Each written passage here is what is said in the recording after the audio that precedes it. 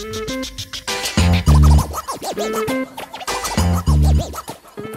happening everyone, and welcome back to the channel. Dan here. Okay, so in this video I'm going to try something slightly different. As you can guess from the title, I'm going to try and explain the ending to Trading Places. I love this movie, it's a classic, and I caught the end of it on TV the other day, but I actually just realized I don't actually know what happens. Like, I understand they get rich and the Duke brothers lose all their money. Yes, I get that, but I don't understand how they do it. So I went on YouTube to find out what actually happens, and I couldn't find a video. Maybe there is a video somewhere online, but I couldn't find it. I found an article explaining in detail what actually happens in it, but it's very wordy. So I thought, fuck it, make a video, see how it goes, you know? Okay, Trading Places, released in 1983, starring Dan Aykroyd and Eddie Murphy. I'm not going to explain the movie to you, because if you haven't watched the movie, then you wouldn't be here. So the first thing you gotta know before you truly understand the plot of this movie is the Duke brothers get bad information, alright?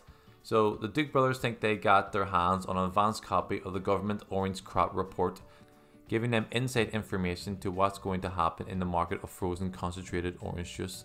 Yeah, very random commodity to be fair. But we know Winthorpe and Valentine, Dan Aykroyd and Eddie Murphy's character, managed to steal the report on the train and instead give the Duke brothers a false report, basically saying the complete opposite.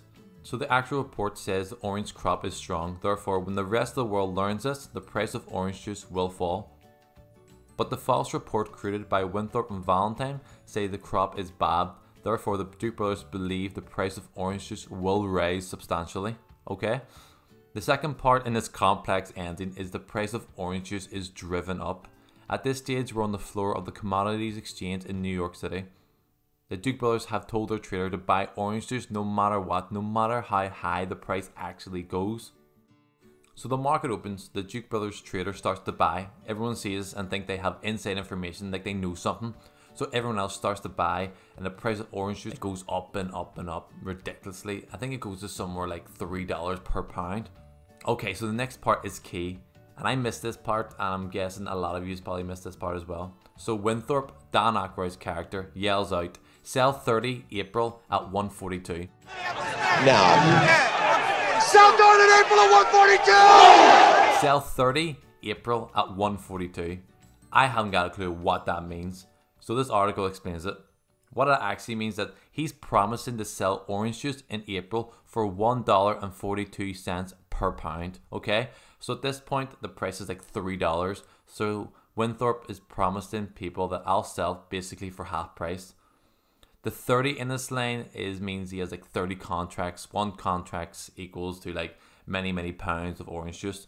But to be fair, I'm not too sure if he actually says 30, but he says a number and that's what it means. So all the traders on the floor believe the price in April is going to be much higher than $1.42. So the traders mob Valentine and Winthorpe, agreeing to buy lots and lots of orange juice from them at $1.42, okay? So the next stage is a TV announcement. The Secretary of Agriculture reads out the actual report, which basically says the crop is fine, therefore no real change this year.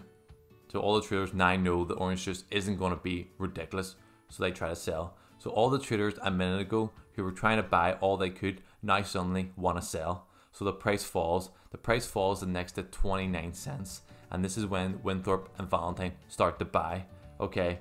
It all happens really quick and it's hard to really understand, but what they actually do in simple terms, in layman's terms, is that they agree to sell orange juice at $1.42, but they buy it at 29 cents per pound, okay? In other words, Winthorpe and Valentine have contracts allowing them to buy millions of pounds of orange juice for 29 cents per pound and sell it on for $1.42 per pound. So they basically sold high and bought low, and the Duke brothers did the exact opposite. So what usually happens when you buy and sell something is that you buy something first and then you sell it on afterwards. But what Winthorpe and Valentine do in the movie is that they agree to sell it before they buy it. So they agree to sell it really high and then they waited the price to fall and they bought it really low. So if I can give you a good example of this here, I'd be like, if I say to you, I'll sell you a PS5 next month for $200, which is ridiculous. It'll be far more than that there. And you're like, yeah, give me that there. I want that. And we send a contract and you're like, yes, happy days, I'm buying a PS5 for $200 next month. That's ridiculous. But I know that the price of the PS5 is going to fall to $50. I know this beforehand. So I've already agreed with you. We have an agreement that we're going to sell I'm going to sell you a PS5 for $200. And you're like, yes, definitely. But I know before I actually told you that the price is going to be $50. So I wait until the PS5 comes out. I buy it for $50. But me and you have a contract. You have to buy for $200. So therefore, I made a $150 profit. That's what they did. They basically agreed with all these traders to sell their orange juice to them at $1.42, but they waited until the price fell to 29 cents and they bought it. That's it. It happens really quick and you kind of miss a lot of that there, and especially if you don't really know what's going on in like the whole commodities thing, which I didn't know, you'll miss it all. But the good thing about this movie is that you don't need to know that. Like, the movie is so simple. You know they get rich and the Duke brothers get poor. That's it. That's it. That is cut and dry of this movie. Bad guys lose all their money, while the good guys who are getting fucked over throughout the movie get all the money. And they end up on a beach and live happily ever after.